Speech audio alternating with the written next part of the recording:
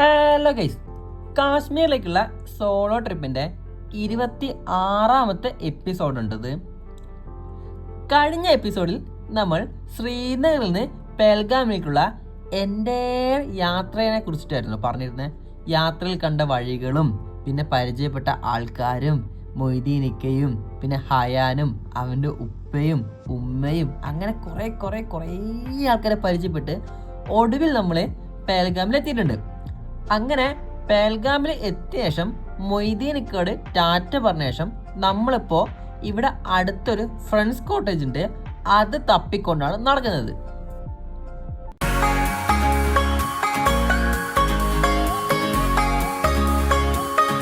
അപ്പോൾ നമ്മൾ ഇവിടെ പെൽഗാം എത്തിയിട്ടുണ്ട്. പെൽഗാം എത്തി. ഇവിടെ നമുക്ക് 2 പ്ലാൻ ഉണ്ട്. അതായത് ഇന്ന് വ്യാഴാഴ്ച ടൈം. അപ്പോൾ നാളെ വെള്ളി ശനിയാഴ്ച നൈറ്റ് നമ്മളുണ്ടാവും. നമ്മൾ ഞായറാഴ്ച രാവിലെ സ്കൂട്ടാനാണ് പരിപാടി. കാരണം ഞായറാഴ്ച നൈറ്റാണ് എൻ്റെ ഫ്ലൈറ്റ്. അപ്പോൾ നമ്മുടെ റൂം പെൽഗാം കോട്ടേജ്. जी पहलगाम कॉटेज कहाँ है? पहलगाम कॉटेज हाँ और फ्रंट कॉटेज दोनों इधर ही. फ्रंट कॉटेज में पहलगाम कॉटेज आ गया. अभी पहले फ्रंट कॉटेज और पहलगाम कॉटेज तो पहले ओके.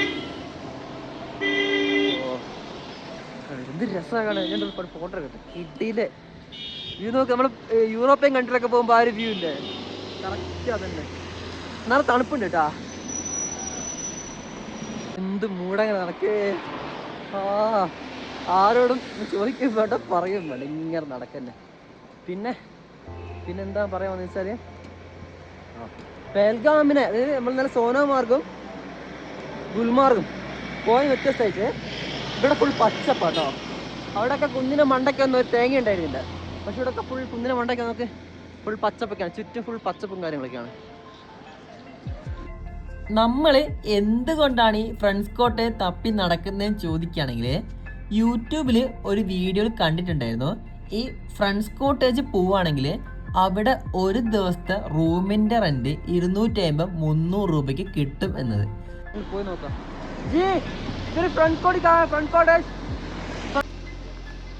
फ्रंट कॉटेज हाँ पहलगाम कॉटेज. അങ്ങനെ ഫ്രണ്ട്സ് കോട്ടേജിനെ കുറിച്ചിട്ടും പെൽഗാം കോട്ടേജിനെ കുറിച്ചിട്ടും 2-3 ആൾക്കാരോട് ചോദിച്ചെങ്കിലും അവർക്കൊന്നും അറിയില്ല കേട്ടോ ഇത്.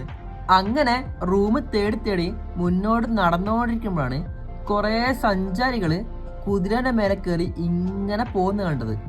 ഇവരൊക്കെ എങ്ങോട്ടാണ് പോകുന്നതെന്ന് ചോദിച്ചപ്പോൾ ഇവരൊക്കെ ബൈസ്രം വാലിയിലേക്ക് പോവുകയാണെന്ന് കുതിരക്കാരൻ നമ്മളോട് പറഞ്ഞു കേട്ടോ. പെൽഗാമിലേക്കുള്ള എൻ്റെ യാത്രയിൽ അല്ലെങ്കിൽ ഇവിടെ വന്ന് ഇറങ്ങിയ തൊട്ടിട്ട് എനിക്ക് മനസ്സിലായിട്ടുള്ള കാര്യമാണ്, മറ്റുള്ള സ്ഥലങ്ങളെ മാറ്റി നിർത്തി പെൽഗാമിന് ഗ്രാമ ഭംഗി വളരെ കൂടുതലാണ്. അതുകൊണ്ട് തന്നെ ഇവിടുത്തെ പുഴകളും മലകളും ഒക്കെ അത്രയ്ക്ക് സൂപ്പറായിരുന്നു കേട്ടോ. അയ്യോ, അങ്ങനെ പുഴകളും മലകളൊക്കെ നോക്കി നമ്മൾ വന്ന കാര്യം മറന്നുപോയി. നമുക്കിപ്പോൾ അത്യാവശ്യമായിട്ട് വേണ്ടത് ഒരു റൂമാണ്.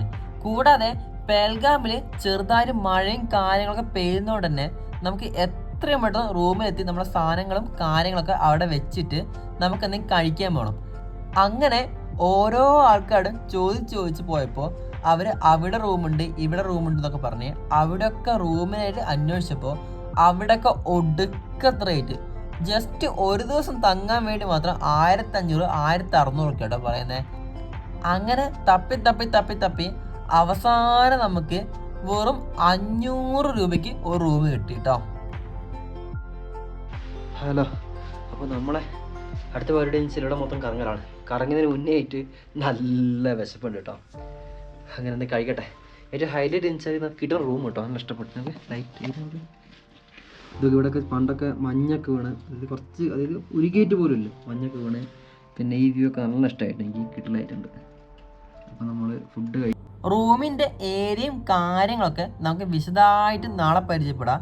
ഇപ്പം നമ്മളെ ലക്ഷ്യം നേരെ ഫുഡ് അടിക്കാൻ പോവാം കേട്ടോ.